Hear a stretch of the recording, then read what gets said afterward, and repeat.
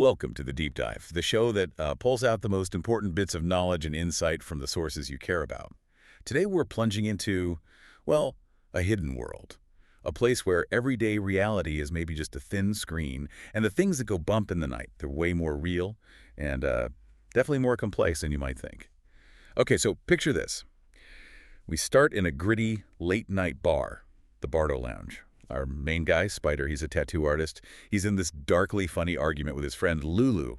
Topic: worst ways to die. Yeah, and Lulu's got some pretty vivid ideas, like being beaten to death with an 8-ball in a sock. Or, get this, covered in honey and staked out on an anthill. Right, while Spider's thinking more classic, like burning at the stake. Exactly, it's all just dark humor, right? Until it's suddenly not. Spyder steps into an alley just for a moment and bam, gets mugged. Violently. But it's not just a mugging, that's the crazy part. No, the attacker's face, right in front of him, it starts to morph horrifically. Into this insect-like demon. The description is intense eyes swelling, bursting, becoming black facets, lips melting into a tube. It's so visceral, Spyder actually throws up. And then just like that, the demon's head is gone, sheared off. Wild. And that's when she appears. Right, a blind woman, holding a long, bloody sword. She saves him. And just casually drops, "I killed a Bitlu demon." Like it's nothing. Then she hints that what he saw, that terrifying vision, wasn't just in his head. Yeah, she connects it to his tattoos, says something like, "You don't believe in demons, but you believe in magnetism," right? Implying the symbols on his body, like the sigil of that demon, they're acting like magnets. They're not just decoration. Exactly. They're attracting the unseen, pulling it into his reality. So our deep dive today, it's going to follow Spyder on this completely unwilling journey. It's terrifying, but maybe transformative too. Definitely transformative. Into this hidden world of magic, creatures, ancient fights. We're going to see how his whole view of reality just gets shattered, forcing him to deal with not just these outside threats, but his own past too. So think about it for yourself. What if your comfortable, everyday world just peeled back? Yeah, revealing this whole universe you never knew existed, full of things you couldn't even imagine. Dangers. What would you do? How would you even cope, seeing the world as it really is? It's a heck of a question. It really is. And it helps to know where Spyder starts from, doesn't it? Absolutely. It makes the contrast so much sharper. He begins as this, kind of typical tattoo artist. A bit messy, often hungover, getting over a breakup. His girlfriend Jenny left for LA. Right, the 1-month anniversary of her desertion, as the text puts it. Yeah, his world is basically his studio, his jeans, his boots. But then there's that detail in his closet. He's got Jenny's old textbooks. Oh yeah, like the Gnostic Gospels, an Encyclopedia of Fallen Angels, Yeah. stuff that suddenly becomes way too relevant. Exactly. Foreshadowing. That initial mundane reality is so important. He's totally grounded, Yeah. Then boom, world flips. And the sources tell us this isn't new. This hidden world, it's always been there, just invisible to most of us. Right, there's this whole ancient myth to explain it.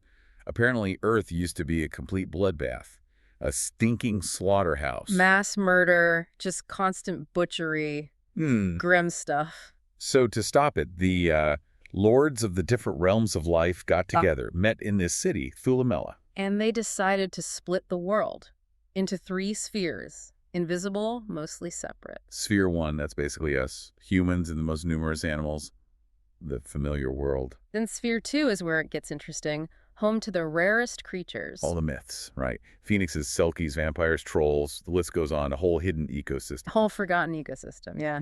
And Sphere 3, that's the big leagues. The most glorious and dangerous inhabitants, angels and demons. Wow. Okay, so 3 separate realities layered on top of each other. Pretty much, and they rarely touched unless a creature was powerful or clever enough to learn the spells of crossing over. And cities became important somehow, because the division happened in a city. Exactly. So cities became these weird neutral grounds, meeting places, places to, talk, trade spells, make love, or commit the occasional genocide. Casual. Well, for them, maybe. But the key thing for us in Sphere 1 is that over time, most humans just forgot. Forgot about the other spheres entirely. Completely. Only glimpsed them in dreams, maybe. Or so they thought. It's like this collective amnesia set in. We just edited out the parts of reality that didn't fit. That's a really profound idea. We built our normal by just forgetting the weird. It really makes you question things, doesn't it? How much do we not see? So what if those monsters from myths, they were just neighbors, living right next door, metaphorically speaking, but beyond our perception. Until something or someone makes you see. Like Spyder. For him, it's not a dream anymore. After that demon encounter, his sight is permanently altered. He starts seeing things superimposed on the normal world. Grotesque things. Yeah, like that parasite on the businessman's back, ape-like, but with a soft slug's head. Or pigeons nailed to a pole with animal heads staked around it, alligator Rottweiler, just bizarre, disturbing stuff. And actual mythical creatures, too, right? A griffin eating a rat, giant emerald spiders, these gray stingray things flying overhead. Even seeing a blimp shape like Garuda or a winged horse, while everyone else just sees, you know, a regular blimp or a building. So it's not like the world changes, it's his perception that changes. He's seeing the layers now. And Shrike explains it, remember, not as a curse, but that magnetism thing again. His tattoos, especially the Beechru sigil from that first demon, are pulling these hidden elements into his view. So the tattoos are like keys, unlocking his perception. Something like that. It redefines everything. Normal, monster. Yeah. It's not good versus evil. It's just different realities bumping up against each other. And Spyder's caught right in the middle. And then it gets personal, really personal, Yeah. with Lulu. Oh, yeah. That's a brutal scene. He goes back to his studio, finds her, and she's been horrifically altered. Lips, eyes, skin, cut away. Leaving this permanent leer and scraps of paper with drawings of eyes over the sockets, it's deeply disturbing. And she tells him, I was made.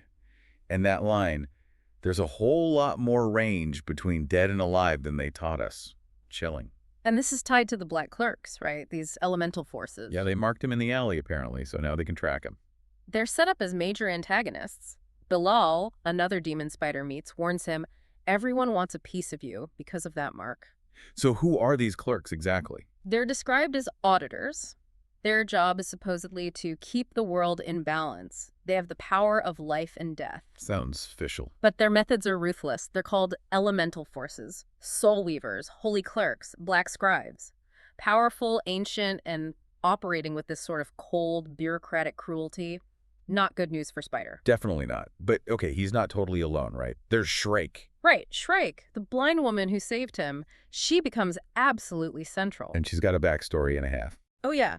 Turns out her real name is Alizarin Katya Ryu. She's a princess. A princess from another sphere. Yep, from a magical kingdom, but she was cursed, blinded by this guy, zero Opersex, general in her father's army, studied magic, overthrew her dad, made himself king. The text calls him her bastard lover. So, yeah, major antagonist potential there, too. Okay, complicated. Yeah. And she has powers. Definitely. Her cane, it's a sword, transforms instantly. And she can conjure this whole luxury setup, carpets, bed, incense out of a pop-up book. A pop-up book? Seriously? Seriously. Magic. But she's on a mission. Her father, the deposed king, he wasn't just overthrown, he was cursed, driven mad. Oh, man. Seeing hell dwelling in two spheres at once, mad, tormented, so Shrike's desperate to save him. And this other powerful figure, Madame Cinders, offers her a deal. Let me guess. It involves something dangerous? Naturally. Retrieve a specific book, the first book, containing the true names of all things. It was stolen from Madame Cinders' place and taken hell by a demon. Get the book, Cinders helps the father. Okay, wow. A blind warrior princess. A quest for an ancient book of power. A trip to hell. The stakes just keep going up. It's epic fantasy meets urban horror, really. And the crew she assembles for this trip, just as wild. Tell me about, though, who joins this, suicide mission? Well, first there's Primo Kaczynski. He's Madame Cinders' guide. A guy trash. A what now? Guy trash. Yeah. Described as nomads, escorts for travelers. And he's a natural geomancer. Meaning he's connected to the Earth's magic. Something like that. Apparently, he was even briefly king of the second sphere during this chaotic ritual time called Jubilee. Oh, and his people! They eat their dead! What? Yeah, for nourishment, but also ritual. Their highest act of love and praise adds a certain flavor to his character. Yeah. Okay, who else? Then there's Count Non. Ah, the mysterious businessman Spyder meets. The very same. Handsome, slight accent, some scars. Gives Spyder cryptic advice. Turns out he's royalty without a country. And there's more, isn't there? Oh, yes, he's later revealed to be Lucifer. Lucifer, as in the Lucifer. The one and only. Former ruler of hell. Playing a very long game, it seems. Okay, my head is spinning. What about Lulu? Is she part of this? Absolutely. Despite everything, her transformation, the new scars, she keeps adding glass, rusty nails. Oh, She's still defiant, fiercely loyal. Got a sawed-off shotgun. of course she does. Calls it a 410, small enough to love, big enough to kill, and her motto, an armed society is a polite society and I miss fucking manners. Gotta love Lulu. Dark, but loyal. Fiercely loyal, and provides some much-needed dark humor. So that leaves Spyder. What's his role in this merry band? He starts as the lost puppy, basically. Yeah. Totally out of his depth, dragged along. But here's the twist. His ignorance, combined with those textbooks Jenny left behind. The Gnostic Gospels, fallen angel stuff. Sorry. That makes him, completely accidentally, the group's hell expert. Shrike kind of sees him as her prize pony because of it. Reluctant expert. That's rough. It raises a huge question, though. In a world this chaotic, where reality shifts and alliances are flexible, who do you possibly trust? Yeah, and how does a regular guy like Spyder find any power, any agency, when he's caught between angels, demons, and who knows what else? Big questions, and they become even more critical as they actually start the journey. The journey to hell. Yeah. How does that even work? Well, it's not just digging a hole. They travel by airship first. Airship, okay. Then across this desert, Karaba, to the Kazla Mountains, Shrike points and says, that's it, our entrance to hell. Just like that. And counting on Lucifer, he gives Spyder advice. Crucial advice. He tells him to follow the middle way. Remember that choice quote. If you're on fire, do you jump into the pool of water or the pool of gasoline? Even in the worst situation, there's a choice. Exactly. Find the balance, the middle path, which becomes very important later. It makes you think, We imagine hell as just fire and brimstone, but here, it's a place you travel to, a landscape. With its own rules, its own bizarre logic, almost like a twisted bureaucracy, as we'll see. It challenges that simple pit of torment idea, makes you wonder about the hells we make for ourselves right here.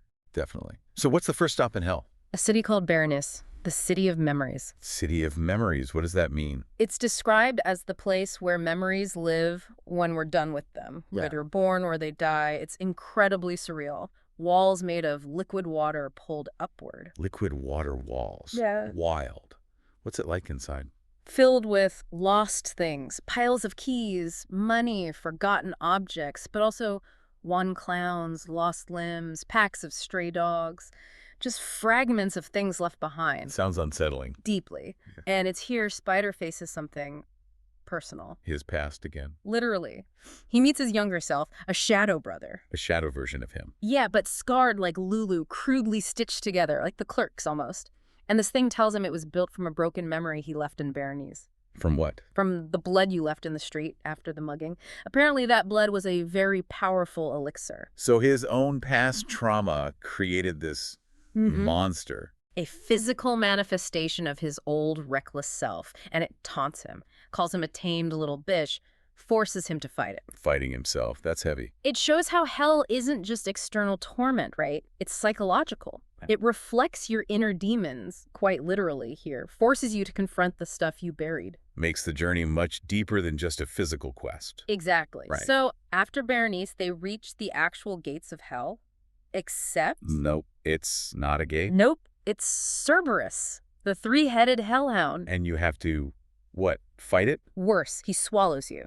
That's the entrance. You get eaten? Yep, and Spyder has to choose which mouth. Remember Count Non's advice. Follow the middle way. So he picks the center head, the center door. Smart move. What's on the other side? The Bone Sea, which is exactly as pleasant as it sounds. Oh, yeah. A river of, well, shit, blood carcasses, Like, where foul souls get eaten by these huge white worm creatures, and it's guarded. by what? Another demon? By Cornelius, a 12-foot mechanical spider Yeah. with a human head. You're kidding. Nope. Apparently he used to be a guy from Brighton. Now he's this gleeful, stupid, killer robot spider. Lulu describes him perfectly. Wow. Like someone mashed up 10 junked cars, old TVs, and prosthetic limbs, wired them together, and taught it to walk. That's vivid. Okay, what next? Do they get a map? They meet a demon, Ashbliss, hopelessly corrupt. Offers them a map to Pandemonium, the capital. Or a price, I bet. Of course, he wants Spyder's lust. His lust. How does it even work? Don't ask. But the map shows the path through the Valley of Lost Desire, then a swamp marked only as Rage. The Rage Swamp. Sounds delightful. Filled with souls just locked in endless violence. Then the fields of greed, where souls rip each other apart over golden thorns. Man, hell is just layer upon layer of misery and weirdness. Bureaucratic, psychological, and just plain grotesque. Absolutely. And it all leads to pandemonium. Hell's capital city, what's it like? Fire pits? Torture chambers? Not exactly. It's weirder. It's an enormous construction site. Construction site for what? For Heaven 2.0. They're building heaven in hell. Apparently. The place looks like the Manhattan skyline dropped into the middle of a giant oil refinery. It's brutal industrial hellscape. And the souls? Slave labor, drowning in quick-setting concrete, getting their fluids squeezed out in giant presses to lubricate the construction machines. Oh my God, that's beyond grim. Demons are the supervisors, cracking the whip. It's this really disturbing image hell as this perverse, industrial, almost corporate project. Building heaven on top of unimaginable suffering. What kind of heaven would that even be? That's the chilling question, isn't it? It completely twists your expectations of what hell and maybe even heaven could be. So they finally reach Pandemonium, this horrific construction site. What happens then? The climax. Big time. First, the big reveal from Count On. Right, Lucifer. He drops the mask. Prodigal son return, Lord of Hell, admits he manipulated the whole journey. Why? Just to mess with them. Not really about them, he says. It's about his quarrel with heaven. A strategic move in a much larger conflict. He tells Spyder flat out, humanity isn't even on my radar. Ouch. So they were just pawns in his cosmic game. Pretty much. It frames Lucifer not just as evil, but as this ancient political player using hell strategically against heaven. Complex. But it's not over yet, right? The black clerks show up. Right, when you think things can't get more complicated, they interrupt everything. And they reveal what they really are. Yeah, not just auditors, they're golems. Animated table scraps. Basically, puppets, boy toys, created by the old gods, the Dominions. Dominions? Who are they? Sounds like even older, more powerful entities. And the clerks want Madame Cinders' book, The Book of True Names, to bring these dominions back. Okay, so everyone wants this book. Pretty much. And the clerks play their trump card against Spyder. The Shadow Brother. They conjure him again and say, this isn't just like you, it is you. Literally, hurt him, you hurt yourself. So any wound Spyder inflicts on the Shadow is mirrored on his own body. Exactly. Fighting it means killing himself. An impossible choice. Suicide mission indeed. What does he do? Middle way again? You got it. He remembers Lucifer's advice, and he does something totally unexpected. What? He doesn't fight the Shadow Brother. He embraces it, pins himself to the book. What? Then he takes Apollyon's demon-killing knife and cuts off both their heads, his own and the Shadow's. Kills himself. Seems like it. But then, using the book's power before, dying, he speaks the true name of time and decay. And what happens? One of the black clerks just dissolves, falls apart, reveals they're just empty shells, animated constructs. Incredible. So this act of, self-sacrifice and using the book's power. It works. It defeats the clerks, breaks the curse on Shrike's father. He's suddenly sane again. And maybe the most shocking part. What? Lulu. She's completely restored. Back to normal. With a full set of eyes and insides and skin. Wow. That's amazing. So happy ending. Well, not quite so simple. There are consequences. Big ones. Of course there are. What did Spyder unleash? By using the book like that, maybe destroying its binding power, he inadvertently released the dominions. The old gods the clerks served. Yep. Ancient beings who devoured stars and gnashed their planet-sized teeth. Now they're pouring through a hole in the universe, so uh-oh. Great. Solved one problem. Unleashed cosmic horrors. Typical. What about Madame Cinders? Yeah. While all this was happening, her own greed caught up with her. She'd been eating pages from the book, trying to gain godlike sight. Did it work? Not like she planned. Spyder had hidden something in the book's spine earlier. John the Baptist's heart. Okay, why not? What happened when she ate the spine? The heart reacted violently. Her body just erupts, boils, bursting skin peeling off, until she just dissolves into boiling tar. Yikes. A nasty end. So what happens after all this? Spyder and Lulu go home. They return to San Francisco, yeah. But home isn't really home anymore. Not for Spyder. Because he still sees everything. Worse. He seems to now wield magic, accidentally. Things burst into hellfire or locked in glacial ice around him. He sees galaxies on his ceiling, the dominions eating worlds between the stars. That sounds stressful. Understatement. Angels, demons, weird creatures, the kind of normal to him now. It's the mundane world, bus ads, tourists, hipsters, that feels alienating, that makes it hard for him to breathe. He got his sight, but lost his world. Exactly. That line sums it up. Reality is a 2-ton weight strapped to your balls, and they just keep getting heavier. He's burdened by this knowledge, this sight. Is that it for him and Shrike? She finds him later, and she confesses.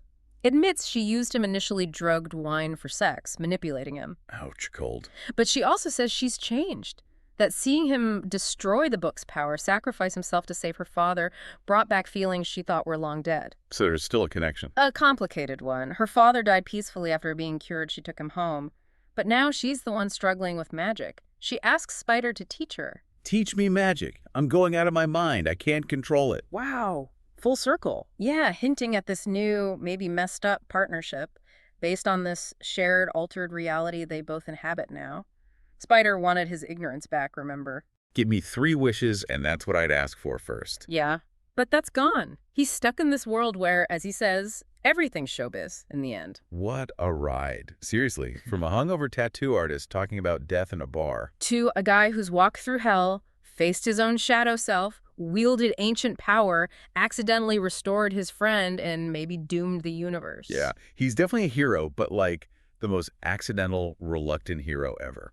Absolutely. And this whole deep dive, it hammers home that theme about knowledge, right? Once you see behind the curtain. You can't unsee it. He got power, insight, saved some people, but lost that comfortable ignorance, Yeah. that ease of just not knowing. He literally says he enjoyed his ignorance, but now he has this strange new purpose, this connection with Shrike, forged in hellfire, basically. So wrapping this up, what's the big takeaway for you listening? I mean, Spyder's story just explodes the idea of a single, solid reality. It suggests the borders are way more porous than we think. Makes you wonder, right? What hidden worlds, what other spheres might be right here, just out of sight, in our cities, behind the everyday? Waiting to be seen. And the final question is, what would you give up to see it? Knowing that if you did glimpse it, truly see it, Yeah. you might never really be able to go home again. Would that glimpse be worth losing your world? Heavy stuff to ponder.